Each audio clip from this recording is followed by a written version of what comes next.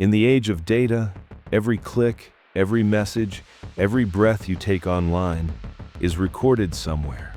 We like to think we're in control, that the apps we use are harmless, the companies behind them are ethical. But what if I told you that one of the fastest growing tech empires of the last decade was built entirely on stolen lives? Ours?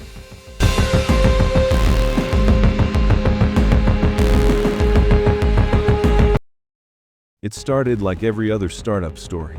A brilliant young CEO, a dream of revolutionizing the internet, a small office, a handful of loyal employees, and a pitch that promised to make the digital world more connected.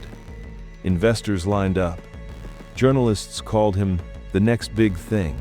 He wore hoodies on stage, talked about innovation and transparency, and smiled that perfect, PR-trained smile. But behind the scenes, his empire was being fed by something darker, something illegal, something that would eventually expose how fragile our idea of privacy really is. The first red flag appeared when an independent cybersecurity analyst noticed something strange. A pattern of user data, millions of profiles, from multiple platforms, all leading back to a single private server located in Singapore. The data wasn't supposed to exist.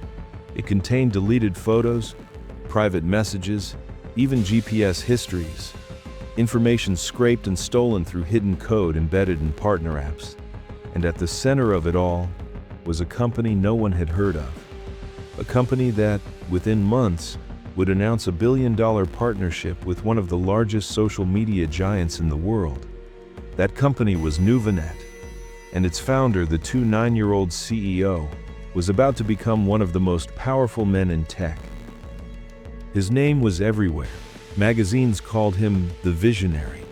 Tech conferences invited him as the keynote speaker. He spoke about unlocking human connection and building smarter AI. What no one knew was that the very intelligence his company was building was powered by stolen identities.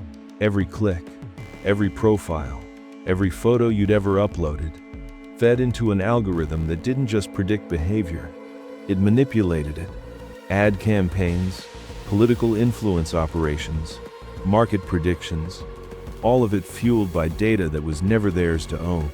In a leaked email later obtained by investigators, one engineer wrote, "We're not training an AI, we're training a mirror of the human soul and selling it." Then came the whistleblower, a mid-level employee named Maya, who couldn't ignore what she was seeing anymore. She described secret servers hidden under shell companies, fake compliance audits, and something she called the Vault, a restricted access system containing the raw personal data of over 300 million people. When she confronted her manager, she was told, "Don't ask questions you don't want answers to." 2 weeks later, her access was revoked, her badge deactivated, and her emails erased from the company archive. But she'd already made copies. It started small, a story on a little-known tech blog, then a Reddit thread, then a viral tweet. Soon, mainstream journalists began digging. They found contracts with marketing firms, government agencies, and even military contractors, all buying access to Nuvanet's predictive insights. The world's largest data brokers were using information stolen from ordinary people to decide what we see, what we buy, and in some cases, who we vote for. When the first official investigation launched, the CEO appeared calm. He denied everything. He smiled for the cameras. He said his company stood for transparency.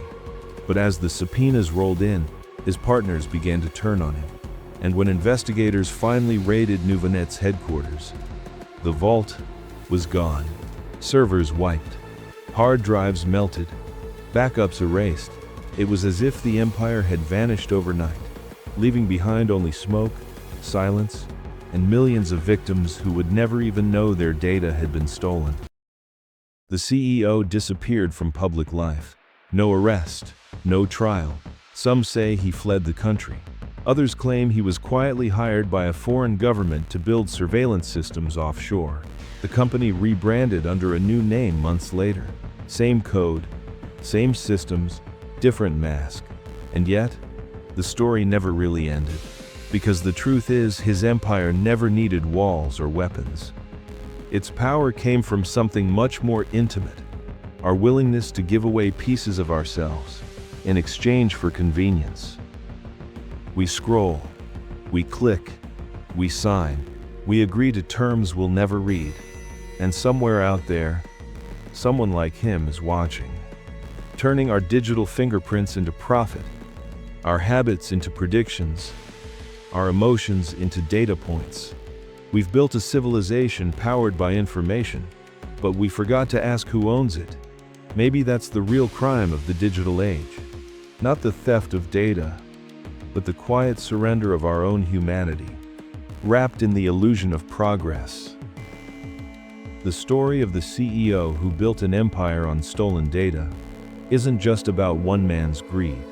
It's about all of us.